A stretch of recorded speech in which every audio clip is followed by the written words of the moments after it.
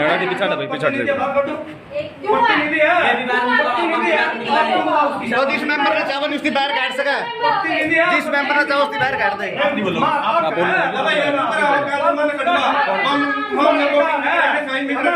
हम डिटेल दे सकते हैं, आप ले आपका नहीं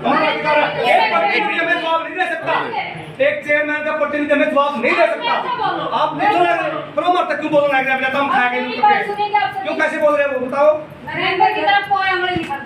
अगर बोलेगा तो जवाब देंगे। नरेंद्र आओ तो कोई आओ, आपको जवाब ठीक है, फिर आप जवाब दो। पहले पेमेंट हुई थी, कितने रुपए की पेमेंट हुई थी, उसका जवाब है आपके पास? किन किन कामों की पेमेंट हुई, आप जवाब दे दो। नरेंद्र नहीं पूछ रही, आप बताओ। जो पहले कार्रवाई हुई, सुनो चेयरमैन साहब, जो पहले कार्रवाई हुई उनमें क्या क्या काम चले और किन कामों में आपने टेंडर लगाए?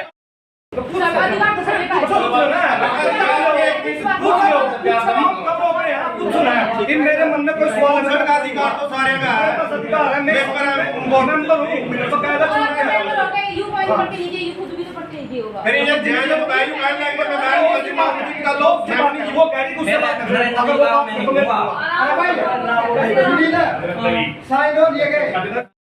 अगर मेंबर पक्ष में है अपना हाथ खड़ा कीजिए, विपक्ष में है तो अपना हाथ खड़ा मत कीजिए। As simple as that.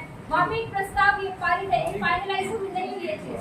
अगर आप कमेटी को देने के लिए सहमत है बता दीजिए, नहीं है बात खत्म। हम ये पूछ रहे हैं मैडम, जो प्रस्ताव पास करके आए, ठीक है, प्रस्ताव पास करके आए, वो कहाँ लिखे थे, किस प्रोसीडिंग बुक में लिखे थे? हम ये पूछ रहे हैं। वो जो प्रस्ताव सेलेक्ट होके आएंगे वो किस प्रोसीडिंग बुक में लिखे थे? हम ये पूछ रहे हैं। कार्य उप समिति की बुक कहाँ है? वो इसमें लिखे जाएंगे, दूसरी इससे अलग है। उसको फिर जब आपके पास आएगी वो समिति, जब कार्य हो जाएंगे, आपके 33 काम आपने लिखा है, वो 33 काम आपने लेबर कोटेशन अपन इसमें लिख दी, भाई सूची सास लगे ना, आप सूची की कॉपी ले सकते, ठीक है, वही बात है ना। बहस करने से आप समझेंगे तो ज्यादा बेटर। अब ये कॉपी जो हम एसडीओ साहब ने पढ़कर सुनाई, ऐसे ही हम पढ़कर सुना भाई ये काम कराए थे, इन्हीं की लेबर कोटेशन कॉल करी है, ये लेबर कोटेशन में इस बंदे को यो मिला है। अगर उसमें कोई किसी को डाउट है तो वो उस कागज की प्रति ले सकता है, वो कार्यवाही में दर्ज होगा, जैसे अभी हुआ। इसको बोलते हैं पोस्ट फैक्टो प्रोसीडिंग। आपने जो काम लिख रखे, जो आप लिखेंगे वो आने वाली एक सतत प्रक्रिया है। आप जिस एक समिति में आप लिखते हैं ना, एक कार्रवाई में आपने लिख दिए 50-200 काम लिख दिए, अगली मीटिंग से पहले 200 के 200 काम पूरे कर देते हैं। समझे नहीं? वो एक सतत प्रक्रिया है और हर 3 महीने में आपको मीटिंग करनी करनी। अगर आप 3 महीने में मीटिंग नहीं करते हैं तो आपकी कैंडिडेचर कैंसिल होने के पूरे चांस। नियम 17(1) आप उसको पढ़ सकते हैं खोल कर। इसके अतिरिक्त भी जो काम आएंगे अपने, अब कई बार ऐसा होता है काम आए हमारे और पीछे काम है, मान लो किसी में कोर्ट केस हो गया, कोर्ट केस हो गया तो क्या कार्रवाई होनी पैसे को वही ब्लॉक कर देंगे? वो कोर्ट केस हो गया, आप उसकी जगह दूसरा काम भी तो सदस्य से ले सकते हैं। तो ये एक सतत प्रक्रिया है जिसको हर बार आपको सुनना भी है, समझना भी। अपना काम सिर्फ ये भी आप आए बैठ कर चले, उसमें सहमति भी देनी है, सब चीजों कोई भी कार्य करवाने के लिए उसमें कार्रवाई लिखी जाती है, कार्य लिखा जाता है। पहली बात तो किराए ब्लॉक समिति में काफ़ी समय से मीटिंग नहीं हो पाई क्योंकि यहाँ पे फ्रीक्वेंट ट्रांसफर चाहिए बीडीपी उसके कभी कमेटी की वजह से। तो लास्ट टाइम मीटिंग कन्वीन की गई थी लेकिन उसमें क्वारम पूरा होने की वजह से मीटिंग कन्वीन नहीं हो पाई, इसलिए हमने फिर से इसकी डेट दी गई थी। आज मीटिंग हुई है और थैंकफुली सभी मेंबर्स प्रेजेंट हैं यहाँ पर, 14 members present out of 22।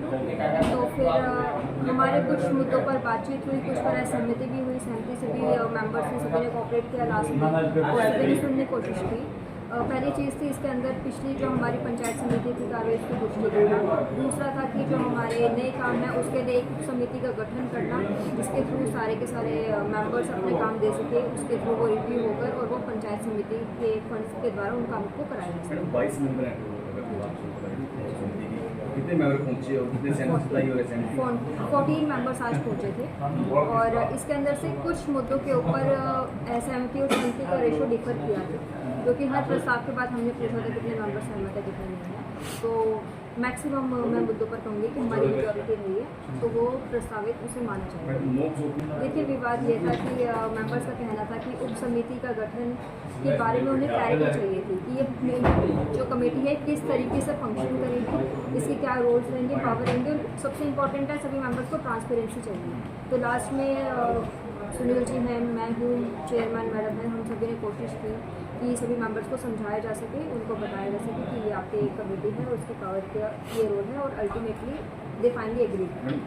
Members सही इलेक्ट होकर आते ठीक है, लेकिन अल्टीमेटली जो समिति है हमारे पास एक प्लेटफॉर्म मिला, एक अपॉर्चुनिटी मिली है, आप सबके पास पावर्स है, फंड्स सरकार दे रही है, तो कोशिश होनी चाहिए कि जितना पॉसिबल हो साथ में आके काम करें, क्योंकि ultimately political differences is all okay, लेकिन काम करना जरूरी है। इसके बारे में देखिए टोटल हमारे 5 प्रस्ताव